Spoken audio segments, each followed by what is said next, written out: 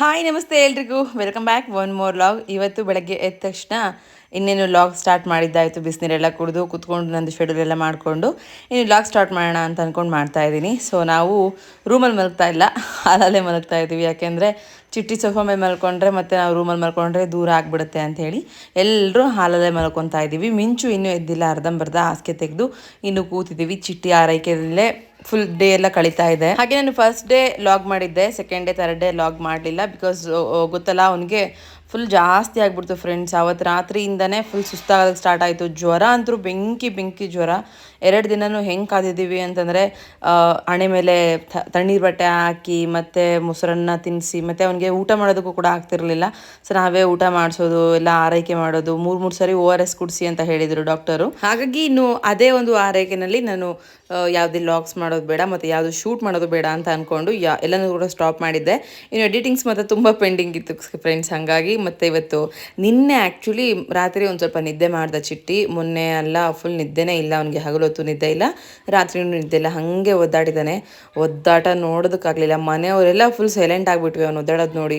ಇನ್ನು ಅಮ್ಮನೂ ಅಷ್ಟೇ, ಮತ್ತು ನಮ್ಮ ಚಿಕ್ಕಮ್ಮ ಅವರೆಲ್ಲರೂ ಕೂಡ ಫುಲ್ ಟೆನ್ಷನ್ ಆಗಿಬಿಟ್ರು. ಯಾಕೆ ಇಷ್ಟರ ಮಟ್ಟಿಗೆ ಅವನಿಗೆ ಉರಿ ಸಂಕಟ ಆಗಿಬಿಡ್ತು ಈ ಸರಿ ಅಂತೇಳಿ. ಲಾಸ್ಟ್ ಇಯರ್ ಕಂಪೇರ್ ಮಾಡಿದ್ರೆ, ಮೀನ್ಸ್ ಮಕ್ಕಳಿಗೆ ಬಂದಿತ್ತಲ್ಲ, ಚಿಕ್ಕ ಮಕ್ಕಳಿಗೆ ಆಟ ಆಡ್ಕೊತಾನೆ ಎಲ್ಲ ರಿಕವರ್ ಮಾಡಿಕೊಂಡ್ರು. ಬಟ್ ಈ ಸರಿ ಚಿಟ್ಟಿಗೆ ಪಾಪ ಆಗಲಿಲ್ಲ ತಡ್ಕೊಳ್ಳೋದಕ್ಕೆ ಅಷ್ಟು. ಅಂದರೆ ನಮ್ಮ ಮನೇಲಿ ಅವನೇ ಗಟ್ಟಿ ತಡ್ಕೊತಾನೆ ಎಲ್ಲದು ಅಂತಂದ್ರೂ ಅವನಿಗೂ ಮೀರಿ ಉರಿ ಸಂಕಟ ಬಂದ್ಬಿಡ್ತು ಫ್ರೆಂಡ್ಸ್. ಅದನ್ನಂತೂ ನೋಡೋಕ್ಕಾಗಲಿಲ್ಲ ಒದ್ದಾಡೋದನ್ನು. ಇನ್ನು ಅಮ್ಮ ಬಂದಾಗ ಏನೇನೆಲ್ಲ ಮಾಡಬೇಕು ಪ್ರತಿಯೊಂದನ್ನು ಫಾಲೋ ಮಾಡ್ತಾ ಇದ್ವಿ. ನಮಗೆ ಏನೇನೆಲ್ಲ ತಿಳಿದಿದ್ದೇನೋ ಅದನ್ನು ಕಂಪ್ಲೀಟಾಗಿ ಫಾಲೋ ಮಾಡ್ತಾ ಇದ್ವಿ. ಸಾಧ್ಯ ಆದಷ್ಟು ಅವನಿಗೂ ಕೂಡ ಮೊಸರನ್ನ ಕೊಡೋದು, ಮತ್ತು ಅವ್ನಿಗೆ ಏನೇನು ಕೇಳ್ತಾನೋ ಅದನ್ನು ಐಸ್ ಕ್ರೀಮ್ ಕೇಳ್ದ ಐಸ್ ಕ್ರೀಮ್ ಕೊಡ್ತಾ ಇದ್ವಿ. ಮತ್ತು ಅವ್ರಿಗೆ ತಿನ್ನೋದಕ್ಕೆ ಏನು ಅನಿಸುತ್ತೆ, ವೆಜ್ ಮತ್ತು ನಾನ್ ವೆಜ್ ಏನೇ ಆಗಿರ್ಬೋದು, ಅವ್ರಿಗೇನಾದ್ರು ಅನ್ನಿಸ್ತು ಅಂತಂದರೆ ಇಮಿಡಿಯೇಟ್ಲಿ ತಂದ್ಕೊಡೋದಕ್ಕೆ ಹೇಳ್ತಾರೆ. ಹಾಗೆ ಅವನೇನಾದರೂ ಕೇಳ್ತಾನ ಅಂತ ನೋಡ್ತಾ ಇದ್ವಿ ನಾವು. ಸೊ 3ನೇ ದಿನ 4ನೇ ದಿನವರೆಗೂ ಏನು ಕೇಳಲಿಲ್ಲ, ಅವ್ನು ನಾನ್ ವೆಜ್ ಏನು ಕೇಳಲಿಲ್ಲ. ದೆನ್ 4ನೇ ದಿನಕ್ಕೆ ಕೇಳ್ದ. ಹಾಗಾಗಿ ಎಗ್ ರೈಸ್ ಬೇಕು ಅಂತಂದ. ಹೊರಗಡೆಯಿಂದ ಎಗ್ ರೈಸ್ ಚೆನ್ನಾಗಿ ಎಲ್ಲಿ ಮಾಡ್ತಾರೆ ಅಂತೇಳಿ ಹುಡ್ಕೊಂತ ತಂದ್ಕೊಟ್ರು ಅವರಪ್ಪ. ಇನ್ನು ಅವ್ನು ನಾನ್ ವೆಜ್ ತಿಂದಾದ್ಮೇಲೆ ನಾವು ತಿಂದಿದ್ದು ಫ್ರೆಂಡ್ಸ್. ಅಲ್ಲಿವರೆಗೂ ನಾವು ಕೂಡ ಏನು ಕೂಡ ಮನಸ್ಸಲ್ಲೂ ಅಂದ್ಕೊಳ್ಳಿಲ್ಲ ತಂದ್ಕೋಬೇಕು ಮಾಡ್ಕೋಬೇಕು ಅಂತೇಳಿ. ಸೊ ಹಿಂಗಿತ್ತು ನಮ್ಮದು 2 ದಿನ ಕೂಡ. ಈ ಥರ ರೋಟೀನ್ಸ್ ಎಲ್ಲ ಕಂಪ್ಲೀಟ್ಲಿ ಪ್ಲೇನ್. ಮನೇಲಿ ಕೆಲವೊಂದಷ್ಟು ನಿಯಮಗಳು ಫಾಲೋ ಮಾಡೋ ಹಾಗಿಲ್ಲ, ನಮಗೂ ಕೂಡ ಏನು ಕೆಲಸ ಇಲ್ಲ. ಮತ್ತು ನಾನಂತರೂ ಪೂರ್ತಿ ಮನೆಯಲ್ಲಿ ಸ್ವಚ್ಛ ಇಟ್ಕೋಬೇಕು ಅಂತಂದಿದ್ದಕ್ಕೆ ತಿಕ್ಕೋದು, ತೊಳೆಯೋದು, ಅಡುಗೆ ಮಾಡೋದು ಇದೇ ಕೆಲಸದಲ್ಲೇ ಮುಳುಗೋಗಿದ್ದೆ. ಇನ್ನು ಹೊರಗಡೆ ಶೂಟ್ಸ್ಗೂ ಹೋಗಿಲ್ಲ ಫ್ರೆಂಡ್ಸ್, ಎಲ್ಲೂ ಕೂಡ ಶೂಟ್ಸ್ ಹೋಗಿಲ್ಲ. ಯಾಕಂದರೆ ಮನೆಯಲ್ಲೇ ಇರಬೇಕು. ಮನೆಯಲ್ಲಿ ಇರೋರು ಕೂಡ ಹೊರಗಡೆ ಹೋಗಂಗಿಲ್ವಲ್ಲ. ಹಾಗಾಗಿ ನಮ್ಮ ಅತ್ತೆ ನನ್ನ ಜೊತೆ ಇರೋದಕ್ಕೆ ಎಷ್ಟೋ ಹೆಲ್ಪ್ ಆಯಿತು, ತುಂಬ ಅಂದರೆ ತುಂಬ ಹೆಲ್ಪ್ ಆಯಿತು.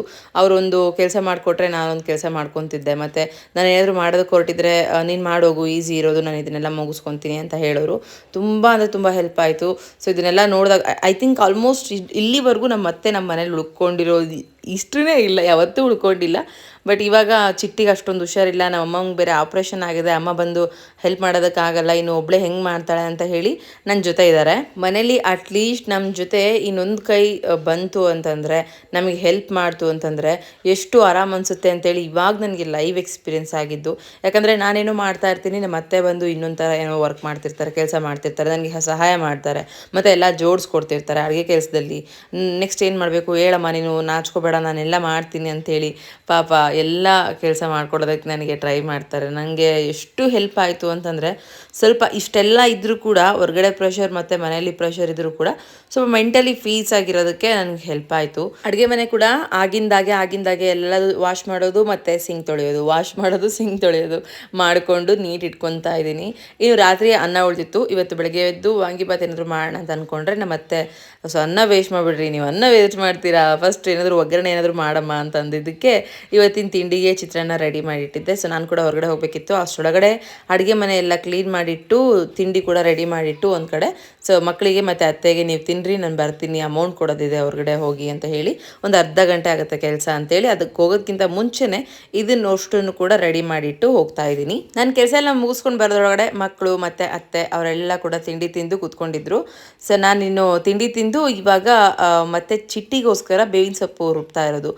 ಇದನ್ನು ನಮ್ಮ ಜಯಂತ್ ಹೋಗಿ ತಂದಿಟ್ಟಿದ್ರು ಆಲ್ರೆಡಿ. ಜಯಂತ್ ಕೂಡ ಕೆಲಸ ಎಲ್ಲ ಸ್ಟಾಪ್ ಮಾಡಿದರು ಫ್ರೆಂಡ್ಸ್. ಯಾಕಂದರೆ ಅವರು ಹೋದ ವಾರ ಅಂದರೆ ಹಬ್ಬದ ವಾರದಲ್ಲಿ ಪೂರ್ತಿ ಹೋಗಿರಲಿಲ್ಲ. ಮತ್ತು ಮಂತ್ರಾಲಯದಿಂದ ಬಂದು ಫಸ್ಟ್ ಡೇ ಕೂಡ ಹೋಗಲಿಲ್ಲ. ಸೆಕೆಂಡ್ ಡೇ ಹೋದರೂ ಮತ್ತೆ already third day full leave ಆಯಿತು. ಯಾಕಂದರೆ ನನಗೆ ಆಗಲ್ಲ ಮಮ್ಮಿ ಪ್ಲೀಸ್ ನೀನು ಇರು, ಚಿಟ್ಟಿನ ಬ್ಯಾಲೆನ್ಸ್ ಮಾಡೋದು ತುಂಬ ಕಷ್ಟ ಆಗುತ್ತೆ ನನಗೆ. ಅದರಲ್ಲೂ ಇವಳು ನಮ್ಮ ಸಣ್ಣೋಳು ಕೂಡ ತಲೆ ತಿಂತಾಳೆ, ಎರಡನೇಳನ್ನು ಕೂಡ ನೋಡ್ಕೋಬೇಕು, ಸ್ಕೂಲೆಲ್ಲ ರಜಾ ಆಯಿತು ಅಂತಂದಿದ್ದಕ್ಕೆ ಅವರು ಕೂಡ ಅವತ್ತಿಂದ ಮತ್ತೆ ನೆಕ್ಸ್ಟ್ 6th ಡೇವರೆಗೂ ಹೋಗಲಿಲ್ಲ. ಫುಲ್ ಲೀವ್ ಆಗಿಬಿಡ್ತು ಅವ್ರದ್ದು ಕೂಡ. ಇನ್ನು ಜಯಂತ್ ಹೋಗಿ ಬೇವಿನ ಸೊಪ್ಪು ತಂದಿಟ್ಟಿದ್ರು ಫ್ರೆಂಡ್ಸ್. ಅದನ್ನು ಸಣ್ಣ ಜಾರಲ್ಲಿ ರುಬ್ತಾ ಇದ್ದೀನಿ. ಫಸ್ಟ್ನೇ ದಿನವೂ ಹೀಗೆ ಮಾಡಿದ್ದೆ, ಅದಕ್ಕೆ ಇದರಲ್ಲೇ ಮಾಡಿತಾ ಇದ್ದೀನಿ. ಫುಲ್ ಫೈನ್ ಪೇಸ್ಟ್ ಮಾಡ್ಕೋಬೇಕು. ಬೇರೆ ಥರದ ಅಮ್ಮ ಬರುತ್ತಲ್ಲ ಅವ್ರಿಗೆಲ್ಲ ಈ ಥರ ತರಿಯಾಗಿ ರುಬ್ತಾರೆ, ನಾವೆಲ್ಲ ತರಿಯಾಗಿ ರುಬ್ಕೊಂಡು ಹಚ್ಕೊಂಡ್ರೋ ನೆನಪು. ಬಟ್ ಇವನಿಗೆ ಸಿಡುಬಮ್ಮ ಅಂತಾರಲ್ಲ, ಅಂದರೆ ಸುಟ್ಟಿರೋ ಗಾಯ ಥರ, ಅದ್ರ ಮೇಲೆ ನಾವು ಹಾಕ್ಕೊಂಡು ಹಿಂಗೆ ಚೆನ್ನಾಗಿ ರುಬ್ಬಿಟ್ರೆ ಎಲ್ಲಿ ಪೇನ್ ಆಗುತ್ತೋ ಅಂತ ಸಾಧ್ಯ ಆದಷ್ಟು ಸಣ್ಣಕ್ಕೆ ರುಬ್ಬಿ ಅದರಲ್ಲಿ ಒಂದು ಸ್ವಲ್ಪ ಅರಿಶಿನ ಪುಡಿ ಹಾಕಿ ಒಂದು ಕಡೆ ಪೇಸ್ಟ್ ಮಾಡಿಕ್ತಾ ಇದ್ದೀನಿ. ಅಟ್ಲೀಸ್ಟ್ ಒಂದು ಸರಿ ಪೇಸ್ಟ್ ಮಾಡಿಟ್ರೆ 3 ಸರಿ ನಾವು ಸ್ನಾನ ಮಾಡಿಸ್ಬೋದು ಅವನಿಗೆ ಮೈ ಪೂರ್ತಿ ಹಚ್ಚಿ ಅಂತ.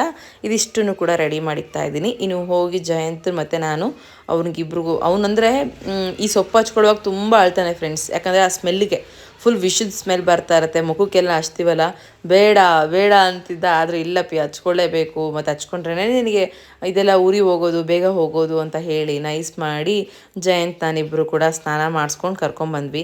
ಕರ್ಕೊಂಬಂದ ತಕ್ಷಣ ಇನ್ನು ಅವನಿಗೆ ಹಾಸಿಗೆನ ರೆಡಿ ಮಾಡ್ಕೋಬೇಕಿತ್ತು. ಮೊನ್ನೆ ತಂದಿರೋಂಥ ಬೇವಿನ ಸೊಪ್ಪು ಉಳಿದಿರಲಿಲ್ಲ ಫ್ರೆಂಡ್ಸ್.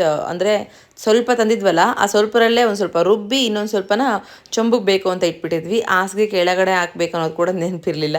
ಇವತ್ತು ಮತ್ತೆ ಎಲ್ಲದೂ ಕೂಡ ತೆಗೆದು ಹಾಸಿಗೆ ಕೆಳಗಡೆ ಕೂಡ ನಾವು ಒಂದು ಸ್ವಲ್ಪ ಬೇವಿನ ಸೊಪ್ಪೆಲ್ಲ ಹಾಕಿ ಮತ್ತೆ ಹಾಸಿಗೆನ ಅವನಿಗೆ ರೆಡಿ ಮಾಡಿ ಕೊಡ್ತಾ ಇದ್ದೀವಿ. ಸೊ ನೋಡಿ, ಮತ್ತೆ ಒಂದು ಕಡೆಯಿಂದ ಹೇಗೆ ಅಂದರೆ ಕೆಳಗಡೆ ಗಲೀಜಾಗಿತ್ತು, ಕಸ ಆಗಿತ್ತು ಅಂತೇಳಿ ಅದನ್ನು ತಗೊಂಡು ಹೋಗ್ತಿದ್ದಾರೆ. ಇನ್ನು ಅವನಿಗೆ ಒತ್ತಬಾರ್ದು, ಮೈಯೆಲ್ಲ ಒತ್ತದಂಗೆ ಆಗುತ್ತೆ. ಕುತ್ಕೊಳ್ಳೋ ಸೀಟ್ ಜಾಗ ಏನಿರುತ್ತೆ ಅಲ್ಲೆಲ್ಲದೂ ಕೂಡ ಆಗಿಬಿಟ್ಟಿದೆ. ಅವನಿಗೆ ಪಾಪ ಅಂತ ಅನ್ನಿಸ್ತು, ತುಂಬ ಪಾಪ ಅಂತ ಅನ್ನಿಸ್ತು. ಸೊ ಅದಕ್ಕೆ ಎಷ್ಟು ಸಾಧ್ಯ ಆಗುತ್ತೋ ಅಷ್ಟು ನೀಟಾಗಿ ಅವನಿಗೆ ಮೆತ್ತಗಾಗೋ ಥರ. ನಮ್ಮ ಮನೇಲಿ ತುಂಬ ಸಾಫ್ಟಾಗಿರೋದು ಅಂತಂದರೆ ಇದೇ ಒಂದು ಬೆಡ್ಶೀಟ್.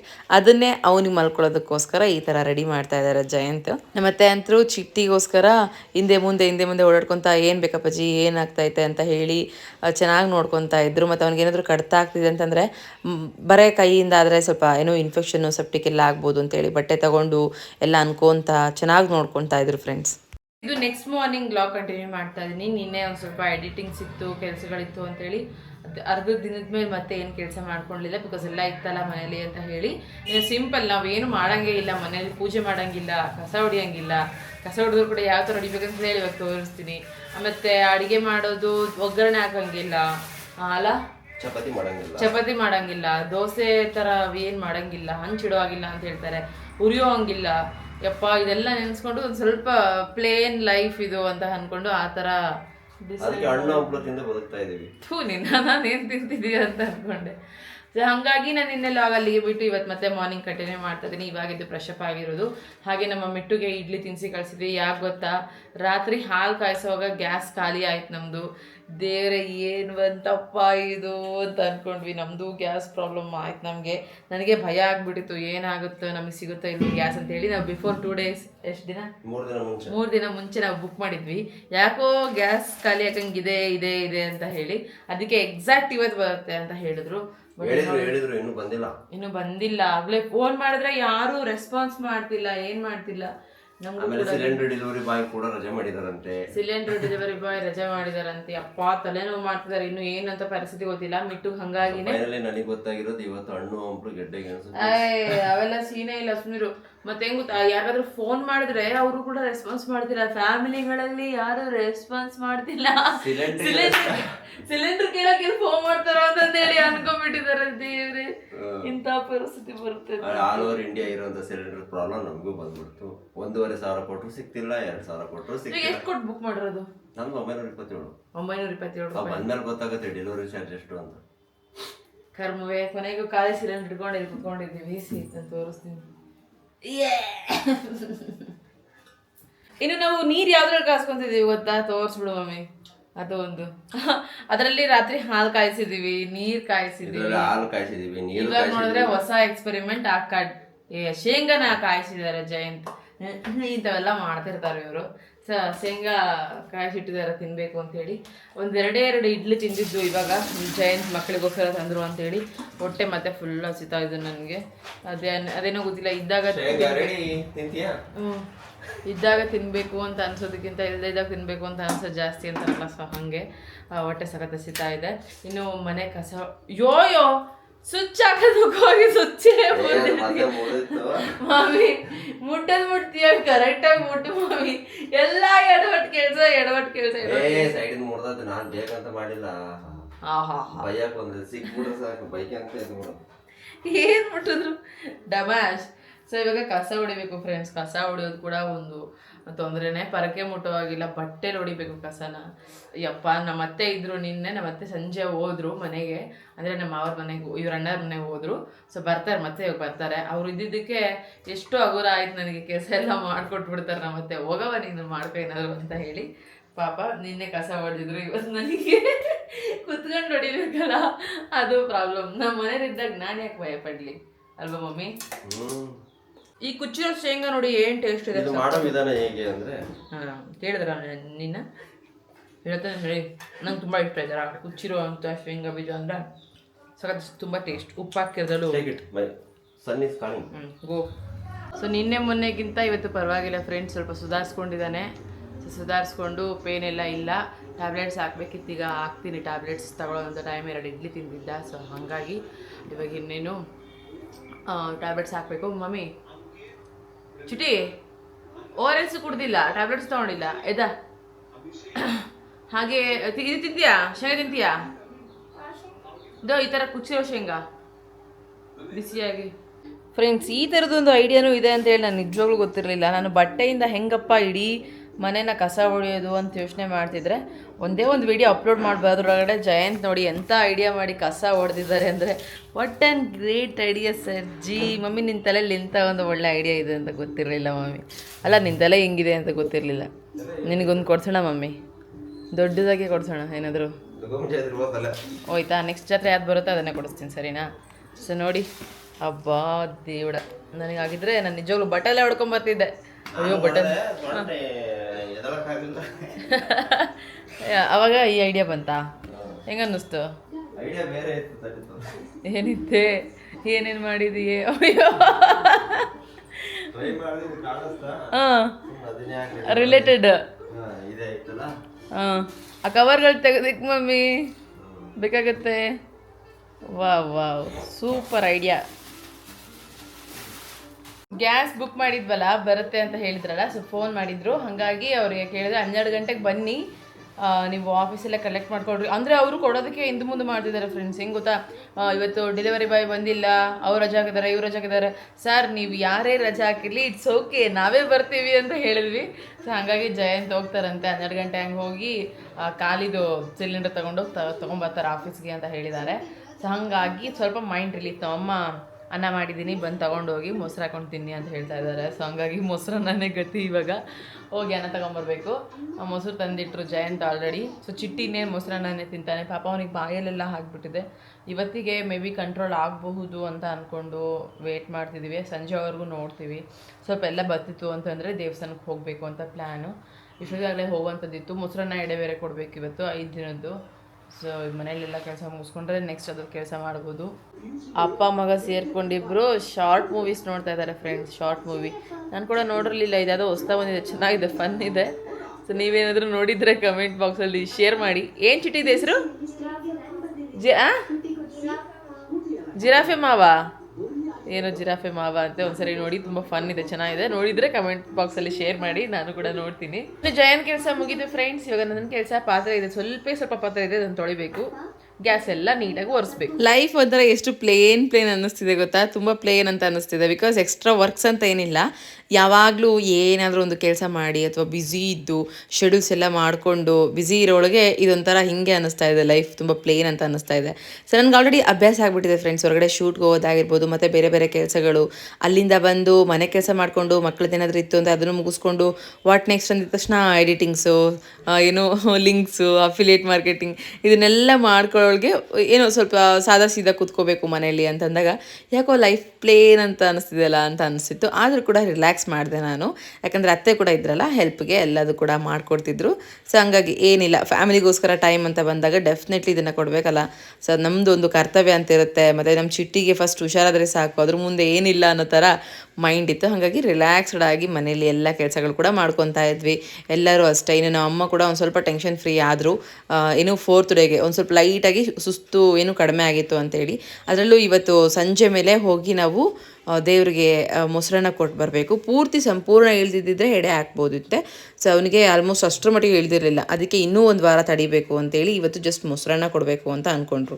ಇನ್ನು ಗ್ಯಾಸ್ ಬರೋದು ಲೇಟ್ ಆಗುತ್ತೇನೋ ಅಂತ ಅಂದ್ಕೊಂಡು ಅಷ್ಟರೊಳಗಡೆ ಗ್ಯಾಸ್ ಬರೋದ್ರೊಳಗಡೆ ಎಲ್ಲ ಗ್ಯಾಸ್ ಕಟ್ಟೆ ಎಲ್ಲ ಒರೆಸ್ಕೊಂಡು ಗ್ಯಾಸ್ ಎಲ್ಲ ತಿಕ್ಕಿ ತೊಳೆದ್ಬಿಟ್ಟಿದ್ರೆ ನನಗೆ ಮತ್ತೆ ಅಡುಗೆ ಮಾಡೋದಕ್ಕೆ ಈಸಿ ಆಗುತ್ತೆ ಅಂತೇಳಿ ಇರೋ ಪಾತ್ರೆ ಎಲ್ಲ ತೊಳ್ಕೊಂಡು ಅಡುಗೆ ಮನೆ ಕ್ಲೀನ್ ಮಾಡ್ಕೊತಾ ಇದ್ದೀನಿ, ಗ್ಯಾಸ್ ಎಲ್ಲ ಒರೆಸ್ಕೊಂಡು. ಸೊ ಜಯಂತ್ ಹೋಗ್ಬೇಕು, ಇನ್ನೇನು ಹೊರಡ್ತಾರೆ. ಗ್ಯಾಸ್ ಕೊಡೋದಕ್ಕೆ ಹೆಂಗಾದ್ರೂ ಮಾಡಿ ಅವರು ನೆಪ ಹೇಳಿ ಕ್ಯಾನ್ಸಲ್ ಮಾಡೋ ರೀತಿಲಿದ್ರು. ಬಟ್ ನಾವು ಅದನ್ನು ಬಿಟ್ಕೊಡ್ಲಿಲ್ಲ. ಸರ್ ನೀವು ಬರದೇ ಇದ್ರೂ ಪರವಾಗಿಲ್ಲ, ನಾವೇ ಬರ್ತೀವಿ ಅಂತೇಳಿ ತಗೊಂಡು ಹೋಗ್ತಾ ಇದ್ದಾರೆ ಸಿಲಿಂಡ್ರನ್ನ. ಇನ್ನು ಚಿಟ್ಟಿ ಬಂದು ಅಮ್ಮ ಏನಾದ್ರು ತಿನ್ನಂಗಾಗಿದೆ ಅಮ್ಮ, ಏನಾದರೂ ಕೊಡು ಅಂತ ಕೇಳ್ತಾ ಇದ್ದ. ಚಿಟ್ಟಿ ಗ್ಯಾಸ್ ಇಲ್ಲ, ಅದಕ್ಕಂತಾನೆ ಇಷ್ಟೆಲ್ಲ ಕ್ಲೀನ್ ಮಾಡ್ಕೊತಾ ಇದ್ದೀನಿ. ಇದು ಕ್ಲೀನ್ ಮಾಡ್ಕೊಂಡಿದ್ದ ತಕ್ಷಣ ಗ್ಯಾಸ್ ಬರುತ್ತೆ, ಬಂದ ತಕ್ಷಣ ನಿಮ್ಗೆ ಏನಾದರೂ ಮಾಡ್ಕೊಡ್ತೀವಪ್ಪಿ ಅಂತ ಹೇಳಿದ್ದಕ್ಕೆ ಹ್ಞೂ ಸರಿ ಅಂತ ಹೇಳಿ ಹೋದ ಪಾಪ. ಫ್ರೆಂಡ್ಸ್ ಏನು ಗೊತ್ತಾ, ಇತ್ತೀಚೆಗೆ ನನಗೆ ಕಮೆಂಟ್ಸ್ ಹೇಗೆ ಬರ್ತಿದೆ ಅಂತಂದರೆ ತುಂಬ ಓವರ್ ಆಯಿತು, ಇದು ಯಾಕೋ ಜಾಸ್ತಿ ಅನ್ನಿಸ್ತಾ ಇದೆ, ಹೀಗೆಲ್ಲ ಕಮೆಂಟ್ಸ್ ಬರ್ತಾ ಇದೆ. ಇಟ್ಸ್ ಓಕೆ, ಪರವಾಗಿಲ್ಲ. ನಾವು ಎಲ್ರಿಗೂ ಇಷ್ಟ ಆಗಬೇಕು ಅಂತಂದರೆ ಅದು ಕಷ್ಟನೇ. ಇವಾಗ ಮೈಂಡ್ಸೆಟ್ ಹೆಂಗಿರುತ್ತೆ ಗೊತ್ತಾ ಜನರದು, ಬಡವರು ಬಡವರಾಗೇ ಇರಬೇಕು. ಬಡವರು ಏನಾದರೂ ಒಂದು ಸ್ವಲ್ಪ ಚೆನ್ನಾಗಿ ಆಗ್ತಿದ್ದಾರೆ ಅಂತಂದರೆ ಅದನ್ನು ಮೇ ಬಿ ಸಹಿಸೋದಕ್ಕೆ ಆಗಲ್ಲ ಅಂತ ಅನಿಸುತ್ತೆ ಅಷ್ಟೇ. ಆ ಫೀಲಿಂಗ್ ನನಗೂ ಕೂಡ ಆಗಿದೆ ಎಷ್ಟೋ ಜನರನ್ನು ನೋಡಿ. ಸೊ ನಾನು ಯಾವಾಗ ರಿಯಲೈಸ್ ಆದೆ, ಹಾಗಾಗಿ ಇನ್ನೊಬ್ಬರ ಬಗ್ಗೆ ಆ ಥರದ ಭಾವನೆಯನ್ನು ಕಿತ್ತು ಬಿಸಾಕಿದೆ. ಸೊ ಕಿತ್ತು ಬಿಸಾಕಿ ನಾವು ಯಾವ ಥರ ಭಾವನೆಯಲ್ಲಿ ನೋಡ್ತೀವೋ ಅವ್ರನ್ನ, ಅದೇ ಥರ ಫೀಲಿಂಗ್ಸ್ ನಮ್ಮ ಮನಸ್ಸಲ್ಲಿ ಬರುತ್ತೆ. ಹಾಗಿದ್ದಾಗ ನನ್ನನ್ನು ಯಾರು ಹೆಂಗೆ ನೋಡ್ತಾರೆ ಅದೇ ಥರ ಭಾವನೆ ಬರೋದ್ರಲ್ಲಿ ತಪ್ಪೇ ಇಲ್ಲ. ನಮ್ಮದು ಲೈಫ್ ಹೆಂಗಿದೆ ಕಂಪ್ಲೀಟಾಗಿ ರಿಯಾಲಿಟಿ ನಾನು ಹೆಂಗಿದೆನೋ ಹಾಗೇ ಶೇರ್ ಮಾಡ್ತಾ ಇದ್ದೀನಿ. ಬೇರೆ ಥರ ಬಣ್ಣ ಹಚ್ಚಿ ಬೇರೆ ಥರ ಇಲ್ದಿರೋದೆಲ್ಲ ಹೇಳಿ ನನಗೆ ಮಾಡೋದಕ್ಕೆ ಬರಲ್ಲ. ಆದರೆ ಕೆಲವೊಬ್ರಿಗೆ ಹಂಗೆ ಅನ್ನಿಸ್ತಿದೆ, ತಪ್ಪಿಲ್ಲ. ಯಾಕೆ ಗೊತ್ತಾ, ಮುಂಚೆ ನಾನು ಲಾಗರ್ ಅಷ್ಟೇ, ಬಟ್ ಇವಾಗ ಇನ್ಫ್ಲೂಯೆನ್ಸರ್. ನನಗೆ ಸುಮಾರು ರೀತಿಯಾಗಿ ವಿಡಿಯೋಸ್ ಮಾಡ್ತಾ ಇರ್ತೀನಿ, ಸುಮಾರು ರೀತಿಯಾಗಿ ಯೋಚನೆಗಳು ಮಾಡ್ತಾ ಇರ್ತೀನಿ. ಆ ಒಂದು ಬರದಲ್ಲಿ ಮಾತುಗಳು ಚೇಂಜ್ ಆಗ್ತಿರುತ್ತೆ. ನಿಜ, ನಾನು ಚೇಂಜ್ ಆಗಬಾರ್ದಾ, ನನ್ನ ಲೈಫ್ ಚೇಂಜ್ ಮಾಡ್ಕೋಬಾರ್ದಾ? ಸೊ ನಾನು ಫೀಲ್ಡಿಗೆ ಬಂದಿದ್ದೆ ನನ್ನ ಲೈಫ್ ಬೆಟರ್ ಆಗಬೇಕು ಅಂತೇಳಿ. ಇನ್ನೂ ಕೂಡ ನಾನು ಹಾಗೆ ಇದ್ದರೆ ಅದು ನನ್ನ ಬಂದಿರೋ ಕಾರಣಕ್ಕೆ ಕೂಡ ಸರಿ ಅನಿಸಲ್ಲ. ಹಾಗೆ ಇನ್ನೊಂದು ಕ್ಲಾರಿಟಿ ಹೇಳ್ಬಿಡ್ತೀನಿ, ನಾನು ವ್ಲಾಗ್ಸ್ ಮಾಡ್ತಾ ಇರೋದು ಸೊ ನನ್ನನ್ನು ಇಷ್ಟಪಟ್ಟು ವ್ಲಾಗ್ಸ್ ಅಂತ ಯಾರು ಕೇಳ್ತಿದ್ದಾರಲ್ಲ ಅವ್ರಿಗೋಸ್ಕರ. ದಯವಿಟ್ಟು ಯಾರಿಗಾದರೂ ಅಷ್ಟು ಇರಿಟೇಷನ್ ಆಗ್ತಾ ಇದ್ದರೆ, ಅಷ್ಟು ಓವರ್ ಅಂತ ಅನ್ನಿಸಿದೆ ಅಂತಂದರೆ ಜಸ್ಟ್ ಸ್ಕಿಪ್ ಮಾಡಿ. ನಿಮ್ಮ ಒಂದು ಭಾವನೆಗಳಿಗೆ ಯಾರ ವ್ಲಾಗ್ಸ್ ಇಷ್ಟ ಆಗುತ್ತೆ ಖಂಡಿತ ಅವ್ರ ವ್ಲಾಗ್ನ ನೋಡಿ, ನಿಮಗೂ ಕೂಡ ರಿಲ್ಯಾಕ್ಸ್ಡ್ ಅನಿಸುತ್ತೆ. ನನಗೆ ನನ್ನ ವ್ಲಾಗ್ಸ್ನ ಇಷ್ಟಪಟ್ಟು ನೋಡ್ತಿರೋವಂಥವ್ರು ಕೆಲವೊಬ್ರು ಇದ್ದಾರೆ ಅಂತ ಅಂದ್ಕೊಂಡು ಅವರಿಗೋಸ್ಕರ ವ್ಲಾಗ್ಸ್ ಮಾಡ್ತಾ ಇದ್ದೀನಿ. ಅದರ್ವೈಸ್ ನನಗೆ ಆಲ್ರೆಡಿ ಯೂಟ್ಯೂಬ್ಗಿಂತ ಜಾಸ್ತಿ ಇನ್ಕಮ್ ಹೊರಗಡೆ ಬರ್ತಿದೆ. ಸೊ ಅದನ್ನು ನಾನು ಆರಾಮ್ಸೆ ಫಾಲೋ ಮಾಡ್ಬೋದು. ಆದರೂ ಕೂಡ ನಾನು ಯೂಟ್ಯೂಬ್ಗೆ ಜಾಸ್ತಿ ಪ್ರಿಫರೆನ್ಸ್ ಕೊಡ್ತೀನಿ ಅಂತಂದರೆ ನನಗೆ ಇನ್ಕಮ್ ಮತ್ತು ಇದರಿಂದ ಬರೋವಂಥ ಏನು ಅಪ್ರಿಷಿಯೇಷನ್ ಮತ್ತು ಅದ್ರ ಹಿಂದ್ಗಡೆ ಇರೋವಂಥ ಫೈನಾನ್ಷಿಯಲ್ ಸ್ಟೇಟಸ್ ಇದ್ಯಾವುದು ಇಂಪಾರ್ಟೆಂಟ್ ಅಲ್ಲ ಫ್ರೆಂಡ್ಸ್. ಹಾನೆಸ್ಟ್ಲಿ ಹೇಳ್ತಾ ಇದ್ದೀನಿ, ಈ ಇನ್ಕಮ್ಗಿಂತ ನನಗೆ ಹೊರಗಡೆ ಬರ್ತಿರೋ ಇನ್ಕಮ್ 10 ಪಟ್ಟು ಜಾಸ್ತಿ ಇದೆ. ಬಟ್ ನನಗೆ ಯೂಟ್ಯೂಬ್ ಅಂದರೆ ಅದೊಂದು ಕನೆಕ್ಷನ್, ಅದೊಂದು ಪ್ರೀತಿ ಇರುತ್ತೆ, ಅದು ಎಲ್ರಿಗೂ ಕೂಡ ಅರ್ಥ ಆಗಲ್ಲ.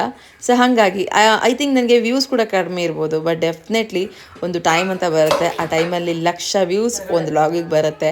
ಸೊ ಆ ಥರ ಮ್ಯಾನಿಫೆಸ್ಟಿಂಗ್ ಇದೆ ನನ್ನ ಮೈಂಡಲ್ಲಿ. ಹಂಗಿದ್ದಾಗ ನಾನು ಯಾರ ಒಂದು ನೆಗೆಟಿವ್ ಕಮೆಂಟ್ಸ್ಗೂ ಕೂಡ ತಲೆ ಕೆಡಿಸ್ಕೊಳ್ಳೋಳೆ ಅಲ್ಲ. ಸೊ ಹಾಗಾಗಿ ಇಷ್ಟ ಆಯಿತು ಅಂತಂದರೆ ದಯವಿಟ್ಟು ವ್ಲಾಗ್ಸ್ ನೋಡಿ ಸಪೋರ್ಟ್ ಮಾಡಿ. ಇಷ್ಟ ಆಗ್ತಿಲ್ವಾ, ಯಾಕೋ ಇರಿಟೇಷನ್ ಆಗ್ತಿದೆನಾ, ಅದು ಮನುಷ್ಯಂಗೆ ಬರೋದು ಸಹಜ ಗುಣ, ನಾನು ಅದನ್ನು ಯಾವತ್ತೂ ವಿರೋಧಿಸಲ್ಲ. ಸೊ ಹಾಗಾಗಿ ಜಸ್ಟ್ ಸ್ಕಿಪ್ ಮಾಡಿ. ಅದರ್ವೈಸ್ ಡಿಮೋಟಿವೇಟ್ ಆಗುವಂಥದ್ದು ಕಮೆಂಟ್ಸ್ ಹಾಕಬೇಡಿ, ಬಿಕಾಸ್ ನಾನು ಡಿಮೋಟಿವೇಟ್ ಆಗಲ್ಲ. ಇದಿಷ್ಟು ಹೇಳ್ತಾ ಇದನ್ನ ಇಲ್ಲಿಗೆ ಮುಗಿಸ್ತಿದ್ದೀನಿ. ಇನ್ನು ಮಧ್ಯಾಹ್ನಕ್ಕೆ ಅಡುಗೆ ಮಾಡಿದ್ದಾಯಿತು. ಮತ್ತು ನಮ್ಮ ಅತ್ತೆ ಏನೋ ಈರುಳ್ಳಿ ಚಟ್ನಿ ಅಂತ ಮಾಡಿದ್ರು ರೊಟ್ಟಿಗೆ, ಅದಂತರೂ ಮಸ್ತಿತ್ತು ಫ್ರೆಂಡ್ಸ್, ತುಂಬ ಚೆನ್ನಾಗಿತ್ತು. ಇನ್ನು ಸಂಜೆ ಇದು ಆಲ್ರೆಡಿ ನಾವು ಮನೇಲಿ ಕೆಲಸ ಎಲ್ಲ ಮುಗಿಸ್ಕೊಂಡು ಸ್ನಾನ ಮಾಡಿ ಮತ್ತು ದೇವಸ್ಥಾನಕ್ಕೂ ಕೂಡ ಹೋಗಿ ಬಂದಿದ್ದಾಯಿತು. ಸೊ ದೇವಸ್ಥಾನಕ್ಕೆ ಹೋಗಿ ಬಂದು ಜಸ್ಟ್ ಕೂತ್ಕೊಂಡಿದ್ದೀವಿ. ಅಲ್ಲಿ ಯಾವುದೇ ರೀತಿಯಾಗಿ ಶೂಟ್ ಮಾಡಲಿಲ್ಲ, ನನಗೂ ಕೂಡ ಕೆಲವೊಂದಷ್ಟು ಮೈಂಡ್ ಹೆಡ್ಎಕ್ಸ್ ಇತ್ತು ಅಂತೇಳಿ. ಇನ್ನು ಮನೆಗೆ ಬಂದು ಸೀದಾ ಒಂದು ಕೈಲಿ ನಾನು ಎಡಿಟ್ಸ್ ಮಾಡ್ತಾ ಇದ್ದೀನಿ, ಇನ್ನೊಂದು ಕೈಲಿ ಮಿಟ್ಟುಗೆ ಮೊಸರನ್ನ ತಿನ್ನಿಸ್ತಾ ಇದ್ದೀನಿ. ನಮ್ಮ ಮನೇಲಿ ಮೊಸರನ್ನ ಅಂತಂದರೆ ಎಲ್ರಿಗೂ ಫೇವ್ರೇಟ್ ಇನ್ಕ್ಲೂಡಿಂಗ್ ಮೀ. ನನಗೂ ಕೂಡ ಅಷ್ಟೇ ಮೊಸರನ್ನ ಇದ್ಬಿಟ್ರೆ ಸಾಕು ಅನ್ನೋ ಥರ ಇರುತ್ತೆ. ಚಿಟ್ಟಿ ದೇವಸ್ಥಾನದಿಂದ ಬಂದು ಯಾಕೋ ಸುಸ್ತಾಗಿ ಮಲ್ಕೊಂಡ್ಬಿಟ್ಟ ಫ್ರೆಂಡ್ಸ್. ನೆಕ್ಸ್ಟ್ ಏನಾಯಿತು ಅಂತೇಳಿ ನೆಕ್ಸ್ಟ್ ವ್ಲಾಗಲ್ಲಿ ಶೇರ್ ಮಾಡ್ಕೊತೀನಿ. ಈ ವ್ಲಾಗ್ನ ಇಲ್ಲಿಗೆ ಎಂಡ್ ಮಾಡ್ತಾ ಇದ್ದೀನಿ. ಸೊ ನನಗೂ ಕೂಡ ಭಯಂಕರ ಸುಸ್ತಾಗ್ಬಿಟ್ಟಿತ್ತು ಇವತ್ತು. ಸೊ ಮಿಟ್ಟು ಜೊತೆ ಮಾತಾಡ್ಕೊತ ಹೊರಗಡೆ ಕುತ್ಕೊಂಡು ಸ್ವಲ್ಪ ರಿಲ್ಯಾಕ್ಸಿಂಗ್ ಟೈಮ್ ಥರ ಸ್ಪೆಂಡ್ ಮಾಡ್ತಾ ಇದ್ದೀನಿ. ಐ ಹೋಪ್ ಈ ವ್ಲಾಗ್ ಇಷ್ಟ ಆಯಿತು ಅಂತ ಅಂದ್ಕೊಂಡಿದ್ದೀನಿ ಫ್ರೆಂಡ್ಸ್. ಇಷ್ಟ ಆಗಿದ್ರೆ ಒಂದೇ ಒಂದು ಲೈಕ್ ಮಾಡಿ ಮತ್ತು ನೀವು ಒಪಿನಿಯನ್ಸ್ನ ಕಮೆಂಟ್ ಮೂಲಕ ಶೇರ್ ಮಾಡ್ಕೊಳ್ಳಿ. ನೆಕ್ಸ್ಟ್ ವ್ಲಾಗಲ್ಲಿ ಸಿಗ್ತೀನಿ. ಅಲ್ಲಿವರೆಗೂ keep watching, keep supporting. Thank you. Bye.